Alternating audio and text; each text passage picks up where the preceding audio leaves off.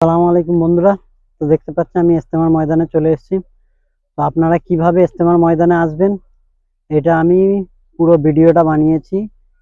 হাওড়া থেকে আপনি কিভাবে কোন ট্রেনে করে আসতে পারবেন, কোন বাসে করে আসতে পারবেন, সমস্ত পুরো ভিডিওটা আপনি দেখলে পরে মানে আসানির সঙ্গে আপনি ইজতেমার ময়দানে হাওড়া থেকে চলে আসতে পারবেন। এটা পিছনে দেখতে পাচ্ছেন স্টেজ।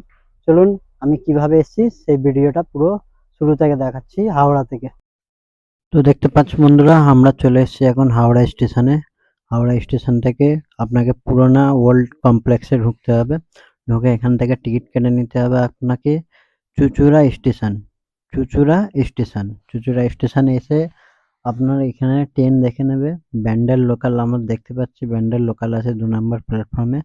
টিকিট কেটে নিয়েছি, টিকিট এখান থেকে 10 টাকা নিয়েছে। চুঁচুড়া স্টেশন পর্যন্ত যাবে, আমরা যাব ব্যান্ডেল লোকালে। আর গাড়িতে আমি উঠে আপনাদেরকে বলবো, এই দেখুন এই গাড়িটা যাবে ব্যান্ডেল লোকাল, এটা 2 নম্বর প্ল্যাটফর্ম। আমি তো আর বলছি যে কি ভাবে আপনি যেতে পারবেন।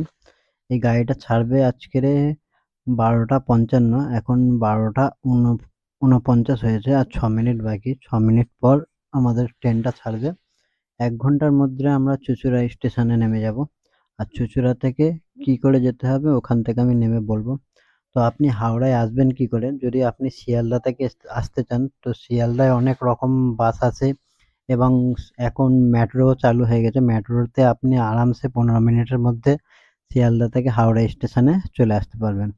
আর হাওড়া স্টেশনে এসে আপনি যদি মানে বর্ধমানের লাইনের কোনো বি ট্রেন ধরেন, আর বা ব্যান্ডেল লোকাল, বর্ধমান লোকাল বা কাকদ্বীপ লোকাল, এসব ট্রেনগুলো ধরলেন, আপনি চুঁচুড়া স্টেশনে নামবেন। চুঁচুড়া স্টেশনে নামলে ফের আপনি ওখান থেকে টেকার, বাস কি পাওয়া যায় আমি সমস্ত দেখাচ্ছি। তো আপনি যে ওখানে গিয়ে আপনি যদি ধর্মতলা থেকে আসতে চান, তো হাওড়াতে এসে আপনি ট্রেন ধরলে পেন সব থেকে আসার সহজ রাস্তা হচ্ছে ট্রেনের, যেটা হাওড়া থেকে চুঁচুড়া স্টেশন পর্যন্ত আসে। চুঁচুড়া স্টেশন থেকে বা আপনি আরেকটা ধনিয়াখালী স্টেশনেও যেতে পারেন, তবে সব থেকে সহজ হচ্ছে চুঁচুড়া স্টেশনে নামবেন। চুঁচুড়া স্টেশনে নামলে বেশি হাঁটতে হবে না আর বেশি ঘুরতে হবে না, একটুখানি নেমেই আপনি বাস পেয়ে যাবেন বা ট্রেকার পেয়ে যাবেন। আর যারা শিয়ালদা থেকে আসতে চান তাদেরকে শিয়ালদা হয়ে ডানকুনি নামতে হবে, তো ওটা অনেক ঝামেলার কাজ।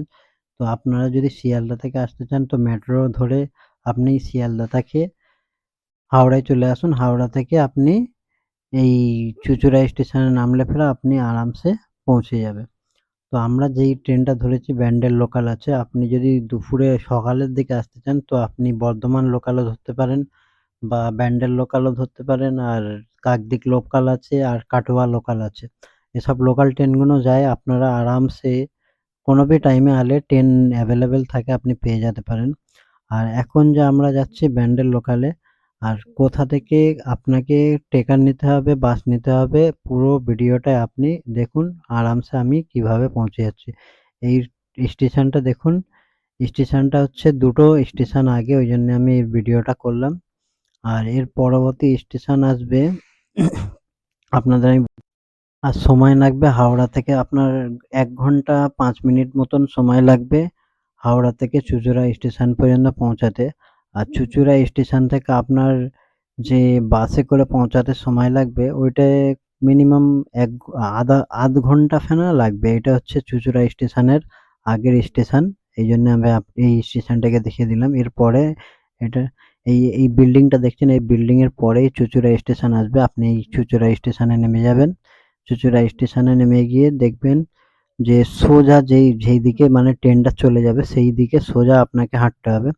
সোজা হাঁটার পথে আপনাকে সিঁড়ি দিয়ে উঠবেন না, সোজা হাঁটবে। সোজা হাঁটতে হাঁটতে আপনার স্টেশনটা যেখানে মানে শেষ হবে সেখান থেকে আপনাকে নিচেই নেমে যেতে হবে।